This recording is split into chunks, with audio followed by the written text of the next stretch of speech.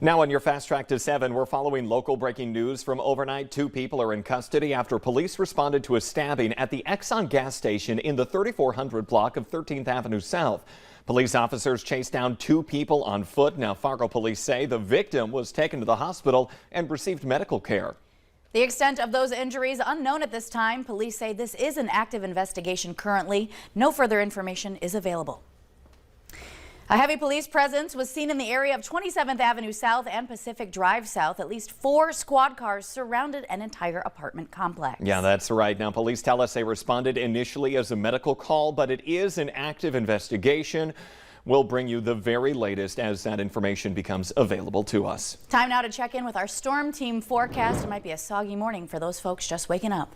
Yeah, a lot of places have been dealing with thunderstorms overnight, and that continues in many spots this morning. Fargo, we've actually got a beautiful sunrise going on at the moment, but there are some showers and thunder showers in the vicinity right now. Here's a look at that radar. Northern Valley, we've got the ongoing rain and thunder pressing east into northwest Minnesota, and then there are some thunderstorms down into southern parts of Clay County, northern parts of Wilkin County, and more storms down into southeastern North Dakota around Lemoore and Dickey County. Just zooming in a couple places here. Thief River Falls getting hit hard by some heavy rain. Some of that moving into the Newfolden area as well. And this again moving east. Grand Forks, it's just been ongoing shower activity for you. And lots of areas in yellow here indicating a steady, moderate rainfall falling from Grafton back over into Ramsey County near Devil's Lake. Southern Valley again, some storms popping here. North of Oak, stretching through much of Dickey County here. We're looking at this storm just over the county line. That's moving to the east, but not very quickly. So we're getting some heavy rain in those spots.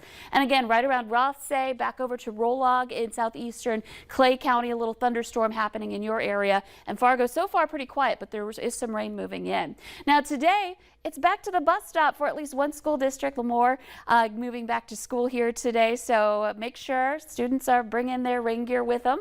Right now in Fargo, though, not much rain going on. 69 degrees with some clouds and sun mix, so it's one of those places where it may not be raining right now, but we'll see it be a possibility heading into the day. Temperatures getting into the 70s by the time we are in the afternoon hours here for today. So some conditions that are just going to be quite active. Widespread rain today, heading into your Friday. Good news is in time for the weekend, we'll be drying out and we're looking at some sunshine to come. And just in time to green up the lawn, so you need to go out there and mow it again, right? Exactly. All right, at least it'll be sunny while you're doing it, nice and bright. I like that positive side. Lisa, thank you this morning.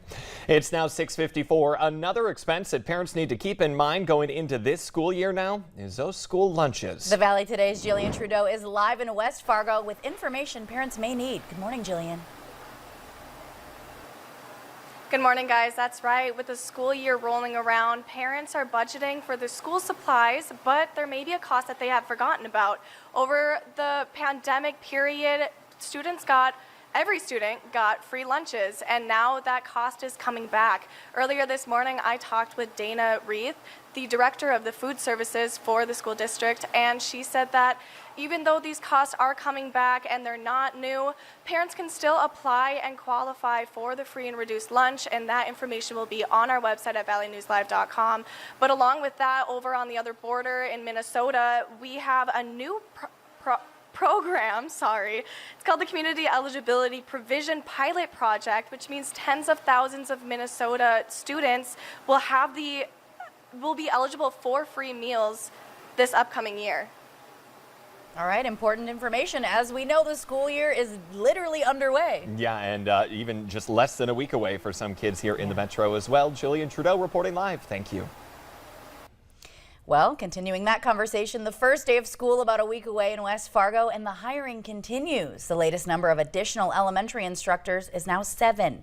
The district says more teachers are needed to address growth since elementary enrollment is currently about 250 more students than last year. Enrollment projections showing 6,353 elementary students. That's a lot of young kids. The district has 55 open positions, including teachers, paraprofessionals, support staff, and administration.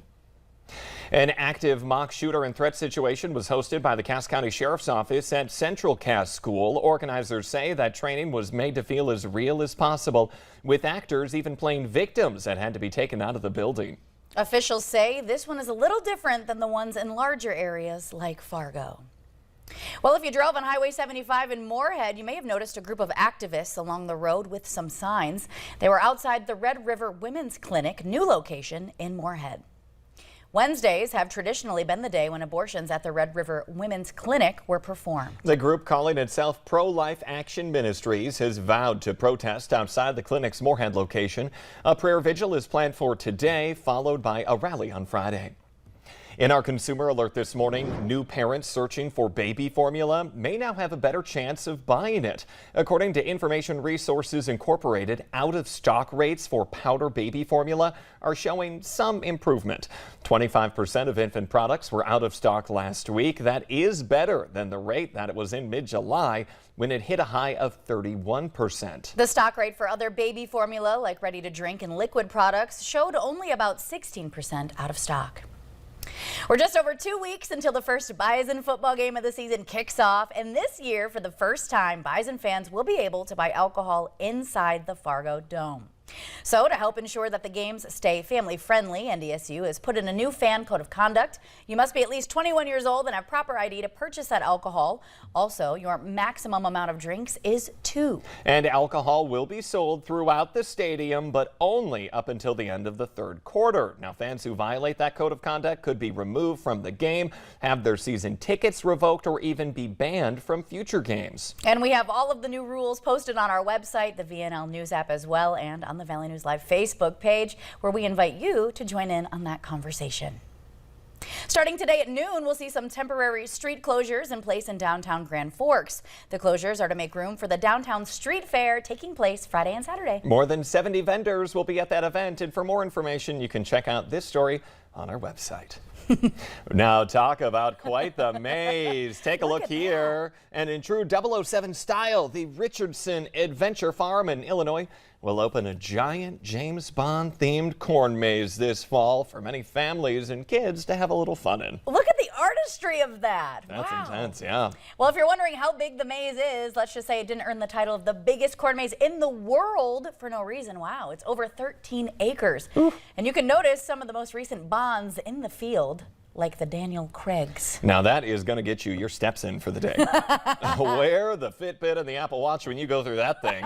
Also, in case you get lost, it has a GPS tracker so someone can find you. Seriously. For those of us who are not a 007 and may spend 3 days in that corn maze, I wish you well.